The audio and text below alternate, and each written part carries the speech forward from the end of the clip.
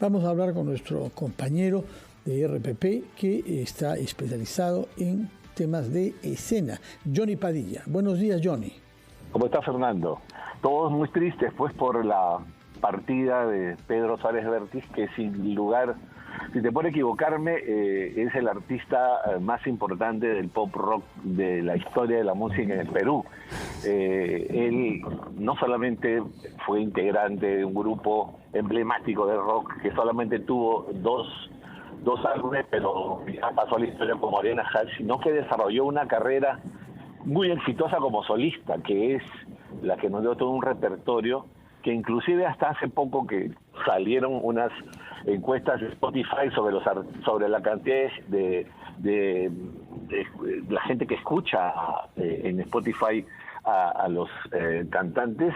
Pedro Suárez Vértiz salía como el cantante peruano que más es escuchado. Entonces la partida de Pedro Suárez Vértiz conmociona, porque además también, y eso hay que decirlo, era de uno de los músicos más queribles, más empáticos, que siempre tenía la sonrisa a su público, inclusive la gente lo llamaba Pedrito, ¿no? Entonces creo que todos los que nos hemos enterado de su partida la sentimos como parte de la familia. Johnny, Pedro venía de una familia artística también. Comentábamos aquí con Fernando, su padre, promotor de un centro cultural. Su abuelo, por ejemplo, para quienes no lo sepan, era el retratista de los héroes que luego se imprimía en los billetes. Esos billetes antiguos, ¿recuerdas? Donde aparecía Miguel Grau, por ejemplo, y otros héroes habían sido dibujados por su abuelo. Yo decía que había nacido con un don, Pedro, y era capaz de componer o de terminar la composición de una canción en pleno estudio de grabación. Eso pocas veces se repite, y además algo que era interesante de destacar, y creo yo que puede quedar para la juventud en este momento, es que era músico en los peores momentos del país. Apostó por una carrera musical en momentos en que uno dice, caramba, dedicarte al arte en ese momento podía ser casi una aventura, ¿no?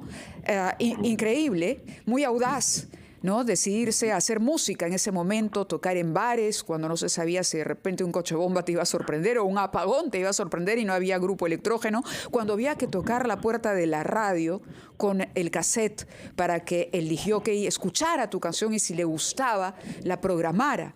No era un tiempo de adelantos y a pesar de eso, a pesar de todas esas dificultades y adversidades, Pedro logró una carrera que trascendió las fronteras del país. Sí, en México, en Chile, fue impresionante. Ejemplo, sí. Él fue el primer artista peruano que firmó para una transnacional como Sony.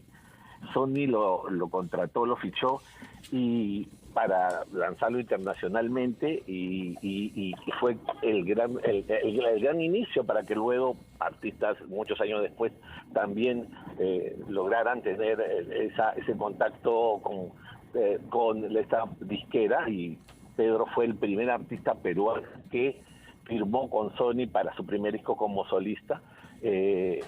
Hace unos pocos meses conversaba con Christian Meyer, porque él estaba desarrollando su carrera como solista, y le preguntaba qué había pasado con Arena Hash, que por qué había terminado tan poco tiempo con el éxito que tenían, ¿no? Entonces él me decía que había, ya cada quien tenía sus planes, propios proyectos, por ejemplo, y que Pedro también ya estaba queriendo ser solista, y en ese momento fue un poco que ya la banda se ligó, y ya Pedro inmediatamente después de esa etapa lanzó su primer disco como solista, o sea que ya tenía esa idea. Claro, que además se produjo en Miami, ¿no? Si no me equivoco, se produjo en Miami el disco.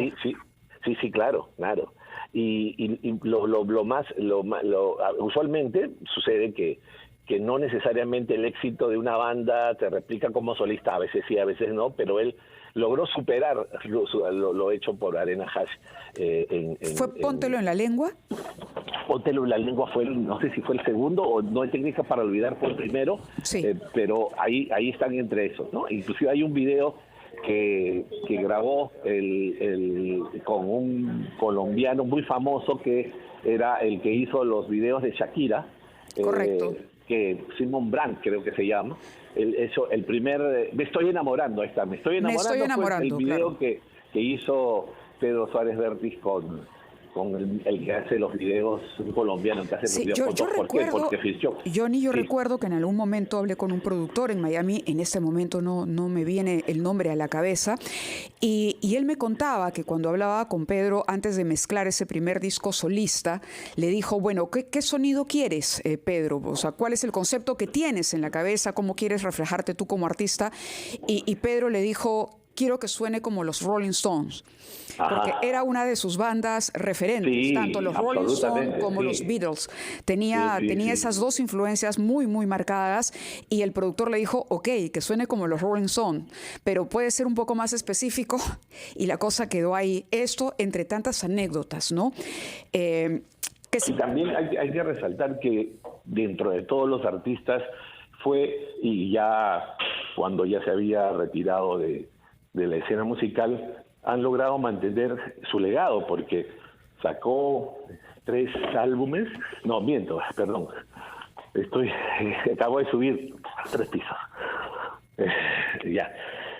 sacó 3 libros, tiene un musical, le hicieron un concierto en el Estadio Nacional con todos los músicos para hacerle un homenaje. Y tiene una banda sí, con sus músicos que también gira. Claro, que es la banda tributo, digamos, que así es. Claro, que toca la música de Pedro, las canciones compuestas por él. Yo destacaba más temprano la capacidad de componer que tenía. Es impresionante. Hay una anécdota que recuerdo me comentó Manuel Garrido Leca sobre una grabación, era Los Globos del Cielo, creo.